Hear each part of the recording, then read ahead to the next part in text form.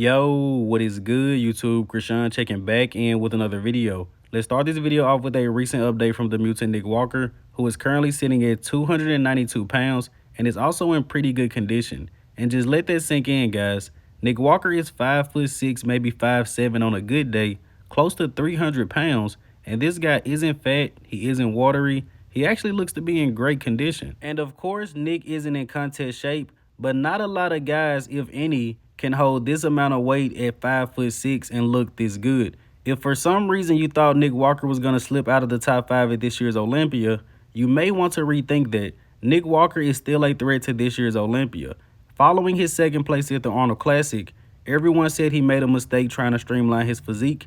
Nick Walker needs to come in big and freaky, and Nick heard us loud and clear. He's going to bring a big and freaky package to this year's Olympia. And if this is how Nick Walker looks at 292 pounds, I can only guess he's going to come into the Mr. Olympia in the 270s, maybe the high 260s if he really pushes conditioning. Now let's switch over to Hassan Mostafa, who will be competing in the Orlando Pro. Hassan looks incredible here.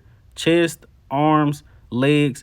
Now, as I mentioned in my last video, Hassan is not going to be as conditioned as a guy like Iain Valliere, but for Hassan, this is pretty good. And take a look at Hassan's side leg. As you guys can see, his skin looks like sandpaper. He looks to be very, very dry. Hassan is definitely my pick to win this Orlando Pro and earn his qualification for this year's Olympia. And he can look even better than this on stage. This is one day out. Now let's switch over to Lunsford. I'm not going to look too deep into this update because in the last two videos, we have talked about Lunsford extensively, but he's also with Joanne Perdels. He just made his pro debut at the Impro Classic. He was right outside of that top 5, if I'm not mistaken. But Lunsford looks huge in this update. Now, in the next update of the day, we have a recent update from Iain Valliere. And no matter what I say or any other channel says, a lot of people just don't seem to like Iain Valliere. They think he's always gifted wins. As we all know, majority of the bodybuilding community had Hassan winning the Toronto Pro. But with that being said, Iain Valliere was 11th place at last year's Olympia. Where will he place at this year's show? And you guys probably won't like this statement, but I just have to be honest. I think it's possible that Iain Valliere can get into that top 10. At last year's Olympia, he was right outside of the top 10, placing 11th. At this year's show, Rafa Brandao will not be at the Mr. Olympia. William Bonac might not be at the Mr. Olympia. And does anyone know about Big Ramy and Brandon Curry showing up? But either way, I do think it's possible, but some guys have to come in off. Iain Valliere placed 7th at the Mr. Olympia 2 years in a row, and he slipped down to 11th. And I think we can all agree that Iain Valliere was not at his best at last year's Olympia, but I also think we just have a lot of new guys that are very, very good. I think Iain is mostly losing to guys that have better genetics. He comes in pretty big, he brings great conditioning. A lot of people don't like this guy, but hey, he was 11th last year, right outside of the top 10. Now let's switch over to Quinton Eriya, Quinn Beastwood. This guy is taking this entire year off. By the way, Ian and Quint are both coached by Matt Jansen. Matt has an all-star roster. But we are all looking forward to seeing this guy on stage next year and very high expectations. Quinton, you said you're going to come back in 2024 and dominate, and that is exactly what I'm looking forward to seeing. I've heard people say he's the next Ronnie Coleman. That was actually Fuad Abiyad, but in the next update of the day, we have a recent update from Good Vito, who should be making his pro debut later this year.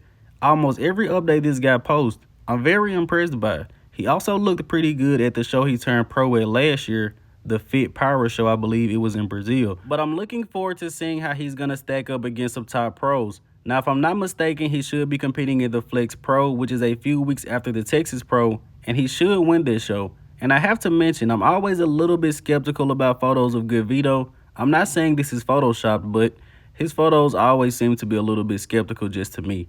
Now let's switch over to Elliott Dermond, who is still the best amateur bodybuilder on the planet. But Elliott will be going for his pro card at this year's Amateur Olympia, and I promise you guys, I said he was making his pro debut about 5 times and I had to cut it out. It's still crazy that this guy isn't a pro yet, but I'm pretty sure he's going to win the Amateur Olympia. Elliott really needs to make sure he keeps the midsection in check and also bring up the back. But I'm really looking forward to seeing Elliott on stage. I haven't covered him in a bodybuilding show yet. Now let's switch over to Stephane Matala, who posted up some updates ahead of the Portugal Pro. And let me know in the comment section below, what do you guys think? Has he lost a lot of pop? Does he still look pretty competitive? And no, Stephane did not include his weight in the caption. That is very sad, guys. It's very, very sad. But I'm hopeful that Stephane will be able to make the weight and also look pretty competitive. And I think he should slow down just a little bit on hitting so many bodybuilding shots. Maybe a little bit more of the classical poses. What's your favorite classical shot, Stephane? The most muscular still look pretty impressive, though. Now let's switch over to Blessing Awodibu, who posted up a update ahead of the Chicago Pro. And as we know, Justin Shire will also be in that show.